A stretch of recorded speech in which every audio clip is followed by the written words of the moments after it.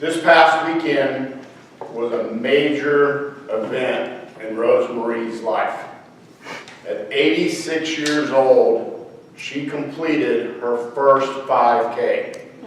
It was the last item on her bucket list. This was on a Sunday morning, and I'm sitting in a small church down in southeast Missouri. And the minister, Mr. Tim Collins, was up there congratulating his congregation. The whole town and community had gotten together, organized and put on this 5K event so Rosemarie could complete the last item on her bucket list.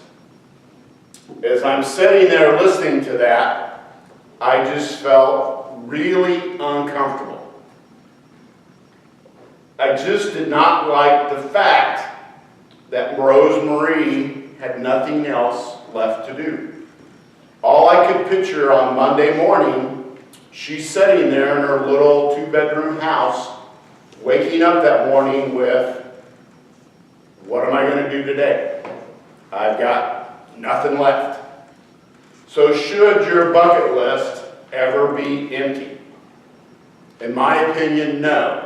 You should always have something that you're out there striving for, looking for.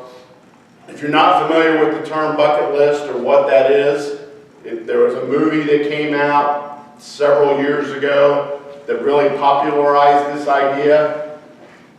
Historically, what happens is a cancer patient finds out that they're terminal, and they put together this list of things that, here's what I want to do before I die. And that became known as the bucket list from the term kick the bucket. With that kind of spread to just any life goals, anything I want to do, that becomes a bucket list. For example, some of the items on my bucket list is I want to go down to Key West and visit the Hemingway house down there at the bottom. I want to go back up and visit Maine, one of the few states that I've never visited. My wife and I, in 25 years of marriage, have managed to visit 35 state capitals. I would like to complete that 50 at some point in time. Those are just some of the examples of items that you can have on your bucket list. So should your bucket list ever be empty? Growing up as a kid, you're always taught, you should have goals, you should have ambitions, you should have something that you're striving for to do. It's the same thing in life, in my opinion. That's what your bucket list is. Here are the things that you want to go out, that you want to strive for, that you want to be looking to accomplish, looking what you should be doing. If your bucket list is empty,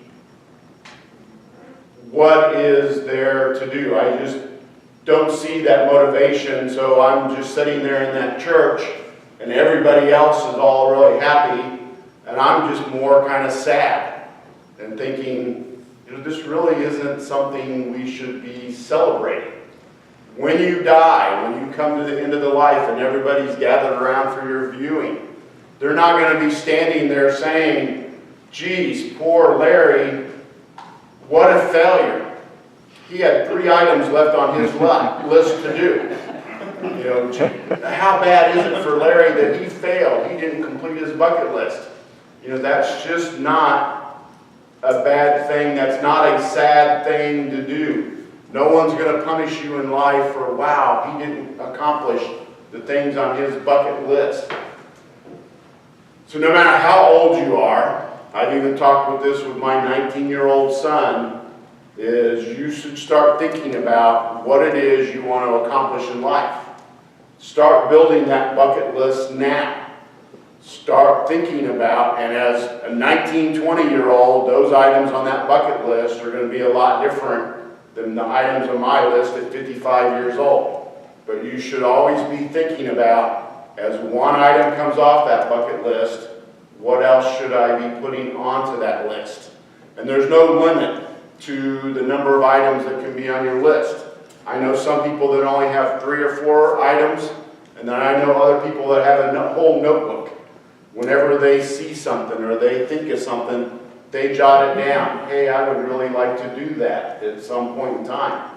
So then, as life moves on and they're thinking, hey, what do we want to do? Their wife and I, what summer trip are we going to make this year? They have a whole notebook that they can go back and reference and say, hey, let's do this. We've thought of that. Or let's do that. We've thought of that.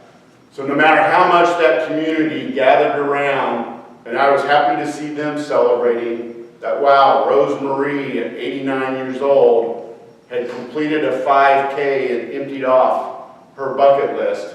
It still bothered me that, wow, your bucket list should never be empty.